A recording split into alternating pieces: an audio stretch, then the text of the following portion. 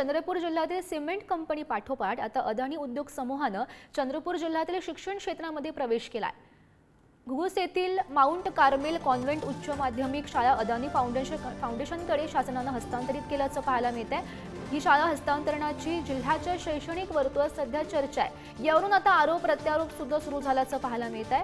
समूहाने शाळांना मदत केली तर गैर काय असं दीपक केसरकर यांचं म्हणणं आहे। तर व्यवस्थापनाचंच अडाणी आहे असं म्हणत राऊतांनी टीका सुद्धा केली आहे। अनेक जे उद्योग समूह आहेत त्यांनी शाळांना मदत करावी अशी अपेक्षा आहे। त्याच्यामध्ये आमची जी स्कीम आहे ॲडॅप्टर स्कूल, याच्यामध्ये आम्ही त्याचं मॅनेजमेंट ट्रान्सफर करत नाही, फक्त त्याचं इम्प्रूव्हमेंट करतो। शाळांचं जे हस्तांतरण असतं ही एक रेग्युलर प्रोसेस आहे।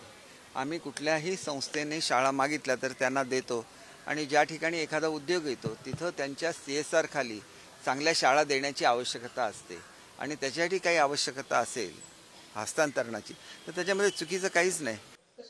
या देशाचं व्यवस्थापनच अडाणीकडे आहे। एक शाळा चंद्रपूरची आपण जे म्हणताय, म्हणजे हळूहळू हा छत्रपती शिवरायांचा महाराष्ट्र हा अडाणींचा महाराष्ट्र करण्याचा घाट राज्याचे मुख्यमंत्री एकनाथ शिंदे, उपमुख्यमंत्री देवेंद्र फडणवीस, अजित पवार यांनी घातलेला आहे।